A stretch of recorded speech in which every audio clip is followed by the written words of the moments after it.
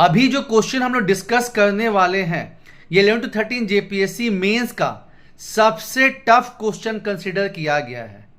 बशर्ते आपका अगर हिस्ट्री ऑप्शनल रहा है तभी ये क्वेश्चन आपके लिए डुएबल है, नहीं तो फिर तो नानी याद दिला देगा। और क्वेश्चन क्या है?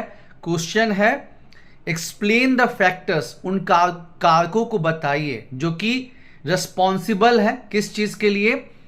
सिंधु सभ्यता की उत्पत्ति के लिए। ठीक है, origin of Indus valley civilisation के लिए जो फैक्टर्स रिस्पॉन्सिबल है उनको, उनके बारे में बताना, उनको एक्सप्लेन करना है। ठीक है, तो ये गूगली किस चलते हुआ? पहला 7 जेपीएससी में भी जो है क्वेश्चन आया था इंडस वैली सिविलाइजेशन पे, तो कोई उम्मीद नहीं कर रहा था कि क्वेश्चन अगेन रिपीट होगा।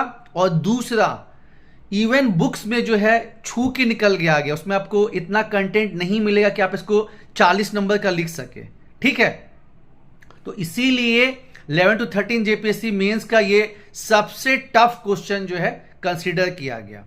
अगेन इसमें भी जो है अगर आप केवल फीचर्स लिख दिए हैं, अब मरता क्या नहीं करता, जब हमको पता नहीं है और हमको ये क्वेश्चन अटेम्प्ट करना ही पड़ रहा है, तो जो नॉलेज है इंडस वैली सिविलाइजेशन के बारे में, फिर वहाँ का प्लांट सिटी हो, ड्रेनेज सिस्टम हो, स्ट्रीट हो, हर घर में जो है टॉयलेट और एक वेल का सुविधा हो, साथ ही साथ उस समय अलग अलग टाइप के जो एग्रीकल्चर किए जाते थे उनका जिक्र हो गया, कॉमर्स के बारे में बताया गया, उस समय का जो आर्ट एंड क्राफ्ट था उसकी जानकारी दी गई। हम क्या करेंगे? यही बताएंगे, और जब यही बताएंगे, क्वेश्चन का डिमांड तो ये है नहीं, तो कितना मिलेगा? 40 में 16 नंबर।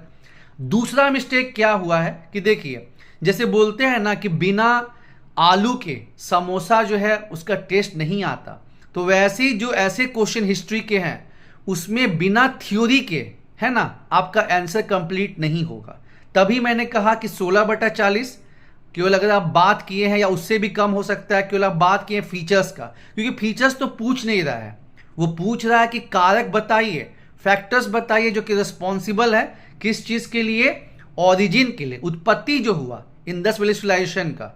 ठीक है, तो दूसरा मिस्टेक जिससे कि आपको वही 18-19 ऐसा नंबर मिलेगा या 20 तक नंबर मिलेगा कि आप जो है फैक्टर्स तो बताए हैं, जैसे इंडस जो नदी है उसका आप जिक्र किया कि फर्टाइल भूमि था, उपजाऊ जमीन था, उसके बाद कॉमर्स ट्रेड होता था, फॉरेन ट्रेड होता था, उसका आप जिक्र कर दिए हैं, एग्रीकल्चर बढ़िया होता था, इसका आप जिक्र कर दिए हैं। मतलब आप केवल फैक्टर्स का तो बात किए हैं, लेकिन जो मैंने आपको बात कहा कि बिना आलू के समोसा जो है उसका टेस्ट नहीं आता है, तो वही बात हो गई कि बिना थ्योरी के अगर आप ये क्वेश्चन का आंसर लिख दिए हैं तो फिर आपको जो है 20 से ज़्यादा मार्क्स तो मिलेगा नहीं, उससे कम ही रहेगा। और अगर बहुत सुपर मार्क्स चाहिए तो आपको जो है पहले तो आप इंट्रोडक्शन डालें, उसमें आप सिंधु सभ्यता के बारे में बताएं, जो अलग अलग फेज है उसका, अर्ली हड़प्पा या अर्ली मतलब जो शुरुआती दौर था आपका 3300 से लेके 2600 तक, उसके बाद मेच्योर हड़प्पा जिसमें कि उसका नगरीकरण देखा गया, वो आपको 2600 लेके 1900 से तक, और उसके बाद लेटर हड़प्पा पीरियड, ठीक है, जो आपका 1900 से 1300 तक चला, है ना। तो इसको बताते हुए, एक मैप दिखाते हुए, बिना मैप के कैसे काम चलेगा, जिसमें आप जो मेन साइट है जैसे हड़प्पा हो गया, मोहनजोदड़ो हो गया, लोथल हो गया, कालीबंगा हो गया, इधर यूपी में आपका आलमगीरपुर, महाराष्ट्र साइड दैमाबाद, ऊपर में मांडा, सुतका गेंडर, उधर अफगानिस्तान साइड, तो ये सब चीज़ों को जो है मैप में दिखा दिए पहले पेज में, और सिंधु सभ्यता के बारे में पहले बता दिए। ठीक है, अगेन क्वेश्चन क्या है कि explain factors responsible for origin of, ठीक है, उत्पत्ति के कारण।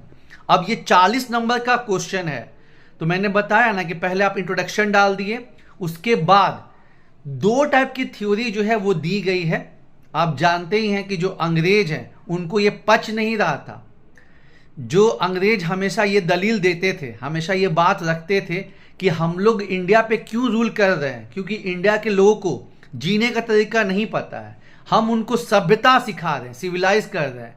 लेकिन जब 1921 की खुदाई में हड़प्पा सभ्यता के साइट्स का जो चीज़ें सामने आने लगी कि भाई उस समय बैग ब्रिक का इस्तेमाल होता था, उस टाइम पे जो है 90 डिग्री पे आपको मतलब स्ट्रीट्स हैं, हर घर जो है वो ड्रेनेज सिस्टम से जुड़ा हुआ है, फॉरेन ट्रेड हो रहा है, जब ये चीज़ें आपको सामने आने लगी तो अंग्रेजों का जो ब्रिटिशर्स के पैर के नीचे जमीन खिसक गई, क्योंकि वो एक झूठा नैरेटिव जो है सब जगह दे रहे थे कि हम लोग जो है एशिया पे, इंडिया पे क्यों उसको कॉलोनाइज किए, क्यों हम रूल कर रहे हैं, क्योंकि हम इनको जीने का तरीका सिखा रहे हैं। ठीक है, तो थ्योरी भी जो है वो आपको दो टाइप की है। एक थ्योरी जो है डिफ्यूजन थ्योरी, बहुत से थिंकर जैसे मैकाय हो गए, व्हीलर हो गए, इनका ये मानना था कि मेसोपोटामिया में सबसे पहले सभ्यता आई और या तो मेसोपोटामिया के लोग यहां पे आए या फिर वो आइडिया, व्हीलर का था कि वहां का आइडिया यहां पे स्प्रेड हुआ और तब जो है आपको यहां पे सिंधु सभ्यता का उदय हुआ। ठीक है ना, जैसे कि वो लोग बाद में थ्योरी दिए थे कि जो आर्यंस थे वो कौन थे। आर्यंस जो है या तो यूरोप से आए थे या तो सेंट्रल एशिया से आए थे, लेकिन भारत के अपने लोग नहीं थे, है ना, क्योंकि वही बात बताया कि वो लोग हमेशा जो वेस्टर्न जो थिंकिंग है, वेस्टर्न जो सोच है, उसी को सुप्रीम दिखाते थे। लेकिन जब सिंधु सभ्यता का, इंडस सिविलाइजेशन का जब चीज सामने आने लगा, फैक्ट सामने आने लगा, तो उनका जो है फिर मतलब होता है ना, दिमाग हिल गया।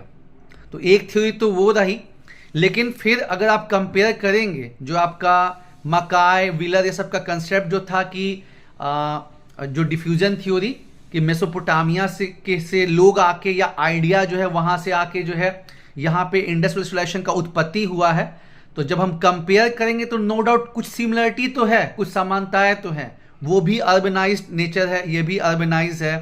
ठीक है, वहां भी ब्रॉन्ज का इस्तेमाल हो रहा है, यहां भी ब्रॉन्ज का इस्तेमाल हो रहा है, कुछ कुछ सिमिलरिटी मिलेगा। लेकिन जितना बढ़िया अर्बनाइजेशन, जितना बढ़िया स्ट्रीट ड्रेनेज सिस्टम हम लोग के यहाँ मिला, मोहनजोदड़ो में नहीं था। उसके बाद जो हम लोग का स्क्रिप्ट यहाँ पे इस्तेमाल होता है वो वहाँ पे इस्तेमाल नहीं होता है, जो हम लोग का सील इस्तेमाल होता है वो वहाँ पे नहीं होता है, और इसलिए इस थ्योरी को रिजेक्ट कर दिया गया। उसके बाद एक दूसरी थ्योरी, इंडिजिनस थ्योरी है, स्वदेशी थ्योरी। उसमें अमलंदा घोष जो है उनका ये मानना था कि जो हड़प्पन सभ्यता है ये कहीं बाहर से नहीं आई है। जो यहाँ पे राजस्थान में जो सोठी कल्चर था उसका जो पोइट्री है, उसका जो पोट्री है और जो यहाँ का पोट्री है उसमें कुछ समानता है। ठीक है, लेकिन फिर वही है कि केवल पोट्री के आधार पे आप इस चीज को जज नहीं कर सकते। और फिर मोहम्मद रफीक मुगल के द्वारा, एमआर मुगल के द्वारा जो है और ज्यादा साक्ष्य जो है देखे गए कि बलूचिस्तान में जो प्री हड़प्पन जो चीजें हैं उसमें जो मतलब जो चीजें वहां पे इस्तेमाल होती थी और जो हड़प्पन सभ्यता में इस्तेमाल होती हैं, दोनों में काफी समानताएं मिली। ठीक है, तो आपका जो है मोहम्मद रफीक मुगल का थ्योरी जो है इसको काफी जो है अप्रेज किया गया है ना। तो पहले आपको जो है इंट्रोडक्शन लिखना है, उसके बाद थ्योरी के बारे में बात करना है। थ्योरी में दो टाइप का थ्योरी है, एक डिफ्यूजन थ्योरी या माइग्रेशन थ्योरी जो कि मकाय और जो है व्हीलर के द्वारा दी गई है, जिसमें उनका ये मानना था कि जो सिंधु सभ्यता है इसका सडन जो है उत्पत्ति हुआ किसके वजह से, मेसोपोटामिया के लोगों की वजह से, वहां के आइडिया के वजह से। लेकिन इस थ्योरी को रिजेक्ट कर दिया गया क्योंकि मेसोपोटामियन सभ्यता में और सिंधु सभ्यता में बहुत सारे डिफरेंसेस भी मिले हैं। ठीक है, फिर दूसरी थ्योरी जो फिर राइज हुई वो कौन सी है, इंडिजिनस थ्योरी जो है, स्वदेशी थ्योरी, जो कि ये रिजेक्ट करती है कि हाँ सिंधु सभ्यता जो है वो एकाएक राइज करी है। और इसमें पहले जो है अमलंदा घोष जो है वो अपना पॉइंट दिए सोथी कल्चर वाला, और उसके बाद जो है मोहम्मद रफीक मुगल जो है वो आपका थीसिस दिए कि नहीं, जो बालूचिस्तान में प्री हड़प्पन सभ्यता एग्जिस्ट करती थी उससे बहुत सी चीजें जो है वो मिलती हैं। हाँ, बस जो इतना एडवांस लेवल का जो है अर्बनाइजेशन ये सब जो देखने को मिलता है ये वहां पे नहीं था, इतना ट्रेड जो है डेवलप नहीं हुआ था। ठीक है, तो ये थ्योरी के बारे में बताएं। आपका जो है पहला पेज में इंट्रोडक्शन डाले, डायग्राम डाले, डिफरेंट फेजेस बताएं हड़प्पा सभ्यता का, इंडस सिविलाइजेशन का। उसके बाद जो थ्योरी ओरिजिन के बारे में बात बताई गई है उसको आप एक्सप्लेन किए, और उसके बाद वो फैक्टर्स, क्योंकि क्वेश्चन में क्या लिखा है, क्वेश्चन में केवल थ्योरी का बात किया नहीं गया है, क्वेश्चन में बोला है कि फैक्टर्स बताइए जो उसके उत्पत्ति के लिए रिस्पॉन्सिबल है। और देखिए क्वेश्चन जो है वो 40 नंबर का है, तो इसको आप 3 पेज में तो खत्म नहीं कर सकते हैं, कम से कम 5.5 से 6 पेज में मतलब आपको जाना ही जाना होगा।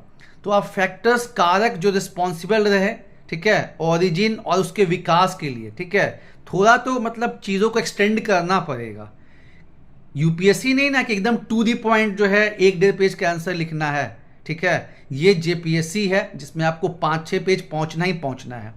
तो कारक में आप वही बताएंगे कि जैसे जोग्राफिकल फैक्टर्स क्या क्या हो गया, भौगोलिक कारण, तो उपजाऊ जो है सिंधु नदी, फिर आपका घाघरा हरका रिवर के आसपास भी ये फैली हुई थी, वहाँ पे जो है काफ़ी अच्छी बारिश उस टाइम पे हुआ करती थी, ज़मीन जो है काफ़ी उपजाऊ थी। दूसरा जो है आपका फैक्टर रहा कि एग्रीकल्चर सरप्लस, ठीक है, क्योंकि देखिए जो सिंधु सभ्यता है वो कैसा कल्चर है, अर्बनाइज कल्चर है। और आगे जब हम लोग ये मौर्य का बात करेंगे तो उस समय भी क्या देखेंगे कि जहाँ पे एग्रीकल्चर प्रोडक्शन, कृषि उत्पादन ज़्यादा होता है वहाँ पे फिर व्यापार बढ़ता है, और जहाँ व्यापार बढ़ता है वहाँ पे फिर अर्बन सेंटर बढ़ते हैं, एक कनेक्शन बना हुआ है, ठीक है। तो एग्रीकल्चर सरप्लस होना, कॉटन आपको पता ही है कि सबसे पहले जो है सिंधु सभ्यता में हुआ, फिर राइस, वीट, बार्ली, है ना। और जब ये सब का मतलब ज़्यादा उत्पादन होने लगा तो फिर जो है हम इसको निर्यात भी करने लगे, ट्रेड और कॉमर्स भी जो है बढ़ने लगा, क्योंकि जो मेसोपोटामिया में, इजिप्ट में जो सील मिले हैं, ठीक है, पर्शियन गल्फ के साइड भी, तो वो आपको जो है वहाँ के सील यहाँ पे, यहाँ के सील वहाँ पे, तो ये चीज़ बताता है कि नहीं व्यापार होता था। और बाहर से हम लोग सोना, चांदी, टिन, ये सब चीज़ें मंगाते थे, और अपने यहाँ से हम जो है कॉटन, कपास हो गया, हाथी दांत वाला जो काम होता है, ठीक है, उसको जो है ये सब को यहाँ से भेजते थे, ठीक है। तो फ्लरिश करने में, बढ़ावा देने में जो है सिंधु सभ्यता को ये सब मदद किया है। एक तो नदी वाला पार्ट बता दिए, उपजाऊ जमीन, उसके बाद जो है आपका कृषि उत्पादन जो है सरप्लस होना, ट्रेड एंड कॉमर्स, उसके बाद पोट्री वाली चीज़ें होता है ना, यहाँ पे अलग अलग बीड माला बनता था, पोट्री वर्क होता था जिसमें लाल कलर से वो पोट्री रहती थी, उसमें ब्लैक ब्लैक जो है चीज़ें रहती थी, उसको हम लोग भेजते थे, ठीक है। तो आर्ट एंड क्राफ्ट का होना, उसके बाद एग्रीकल्चर सरप्लस, उसके बाद साथ ही साथ हम देखते हैं कि अलग अलग टाइप का जो है दफनाने का प्रक्रिया जो है हमको मिलता है। अब मान लीजिए हम हिंदू हैं, तो हिंदुओं में क्या है कि 100 जलाने का मतलब है, प्रथा है, लेकिन डिफरेंट कल्चर में, डिफरेंट धर्म में अलग अलग चीज़ें मिलती हैं। तो जो साक्ष्य मिले हैं कि कहीं जो है मतलब बॉडी को जो है सिंगल दफनाया गया है, कहीं डबल दफनाया गया, कहीं बॉडी का कुछ पार्ट को दफनाया गया है, तो ये कहीं ना कहीं दिखाता है कि उस समय का जो समाज था वो पंथ निरपेक्ष था, ठीक है ना।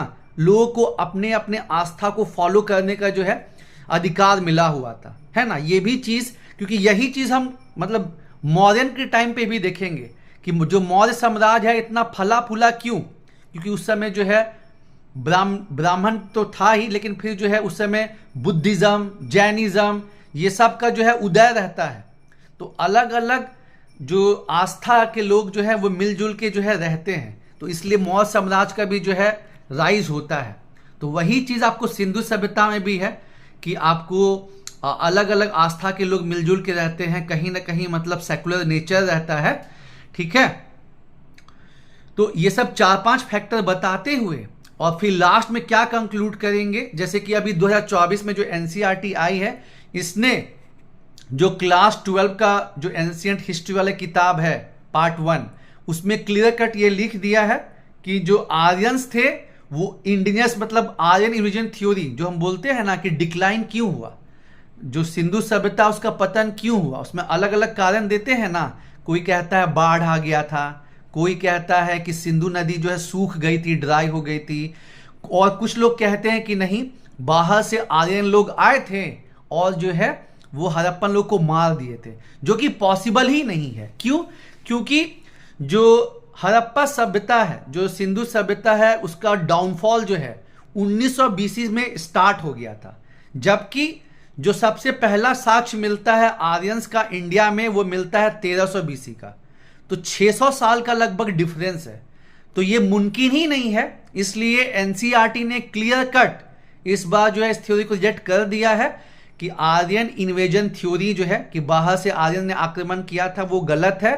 साथ ही साथ उसने ये क्लियर कट लिखा है कि जो हड़प्पन्स थे वो इंडिजिनस पीपल थे, है ना। तो लास्ट में यही कंक्लूड कर सकते हैं कि जो हाल में राखीगढ़ी में डीएनए रिसर्च चला है और वो सब के बेसिस पे अभी एनसीईआरटी ने इसको कंक्लूड किया है कि जो हड़प्पन पीपल हैं वो इंडिजिनस ही मतलब है। इसलिए जो ओरिजिन है, जो उत्पत्ति है सिंधु सभ्यता की, वो इंडिजिनस है, ना कि डिफ्यूजन थ्योरी। ठीक है, फॉरेन मतलब जो विदेशी थ्योरी दिया गया था उसको नकार दिया गया है और अभी एनसीईआरटी ने इस चीज को क्लैरिफाई कर दिया है। तो इस तरीके से जो है इस आंसर को लिखना था। और इसमें मैं अपने दो दोस्तों को धन्यवाद देना चाहूंगा जिन्होंने इनपुट दिया, आशीष भाई और मोनू भाई, दोनों ने जो है इनपुट दिया है। तब जाके जो सबसे कॉम्प्लिकेटेड क्वेश्चन, वही बात बशर्ते आपका हिस्ट्री ऑप्शनल ना रहा हो, सबसे कॉम्प्लिकेटेड क्वेश्चन जो है वो यही रहा कि एक्सप्लेन या describe the factors responsible for origin of Indus valley civilisation. ठीक है, उन कारकों का जिक्र करिए जो कि सिंधु सभ्यता की उत्पत्ति के लिए रिस्पॉन्सिबल है। Thank you Yadav.